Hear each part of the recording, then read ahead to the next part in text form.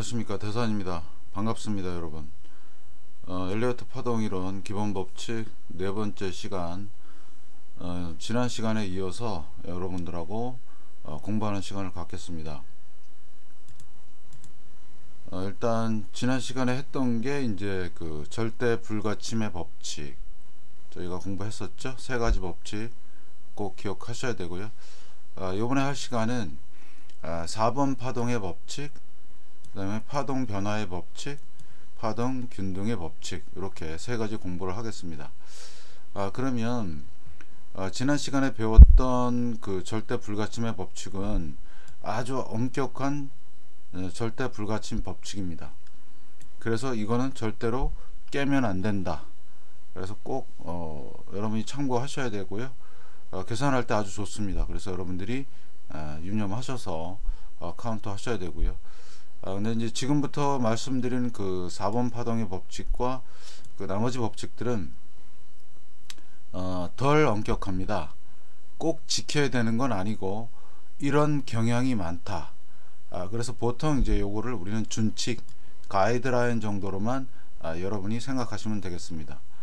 예외가 이제 적용이 되기 때문인데요. 자, 한번 여러분들하고 같이 한번 공부를 해 보겠습니다. 자, 4번 파동의 법칙이 뭐냐면, 우리가 이제 파동이 진행이 될 때 4번 파동의 법칙은 어디서 끝날지를 알 수가 있습니다. 네. 보통 우리가 이제 앞에서 끝난 그 3번 파동을 나누어 보면 보통 충격 파동이니까요. 이제 5개 파동으로 나누어집니다. 그래서 그 5개 파동 중에서 그 3번 파동의 4파가 4번 파동과 일치하는 것이 4번 파동의 법칙입니다. 네. 그래서 다시 말씀을 드리면 3번 파동의 4파와 그 다음에 4번 파동이 끝나는 점이 같은 경우가 아주 많습니다. 그래서 여러분들이 꼭 유념을 하시고요.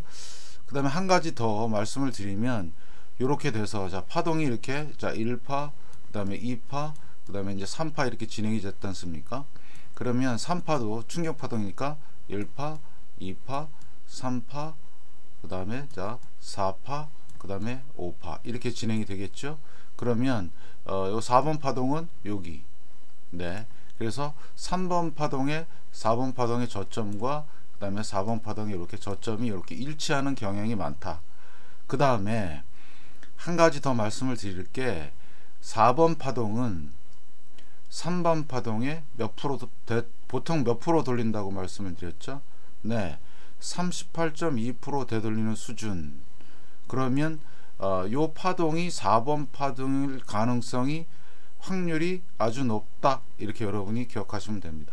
다시 한번 말씀을 드리면, 자 3번 파동에서 1파, 2파, 3파, 4파, 5파까지 진행이 됐고, 그 다음에 그 3파의 4파의 저점과 그 다음에 전체 파동의 4파에 끝나는 점이 일치하거나, 아니면 3번 파동의 38.2% 라인까지 도달했을 경우는 요 파동이 4번 파동일 경우가 많다.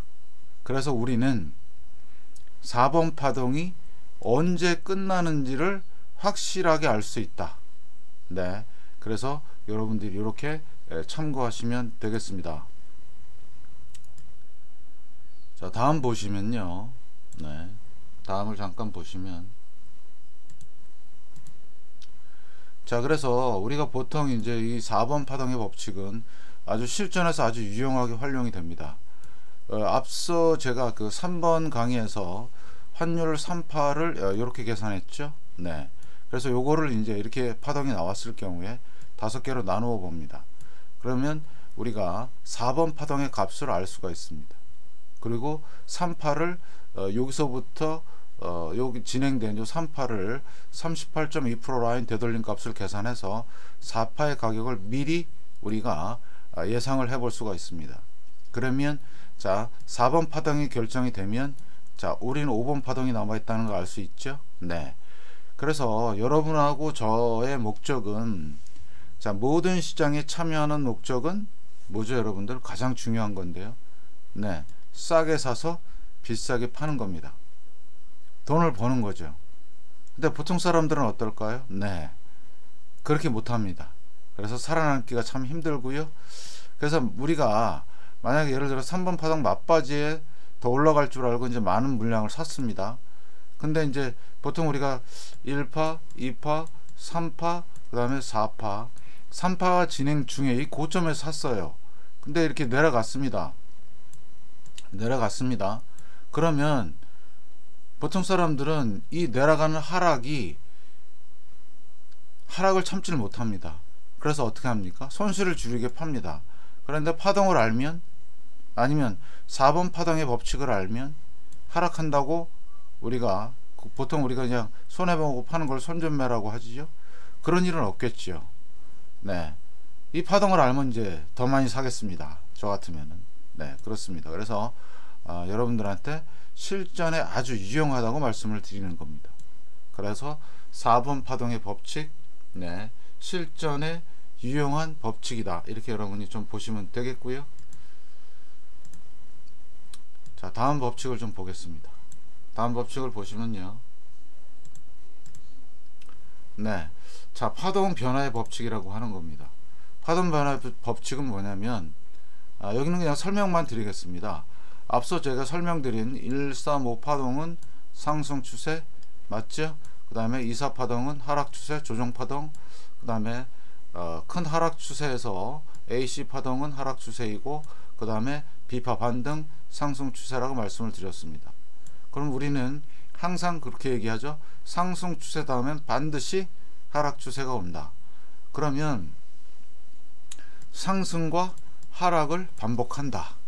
그러면 여러분들 어떻게 생각하시냐면 파동은 계속 변화한다고 이렇게 이해하시면 되겠습니다. 그러면 자, 엘리어트 이분이 말씀을 하셨습니다. 파동 변화의 법칙의 진가는 조정 파동에서 나타난다고 한답니다. 조정 파동. 그러니까 이 하락할 때 그때 파동에서 나타난다고 많이 말씀을 하셨습니다.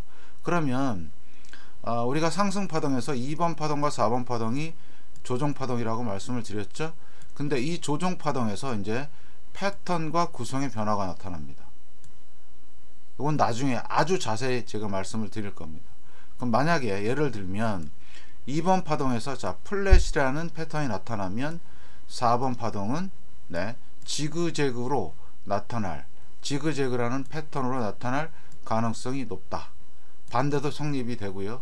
그래서 만약에 2번 파동이 지그재그로 나타나면 4번 파동이 플랫이 나타난다.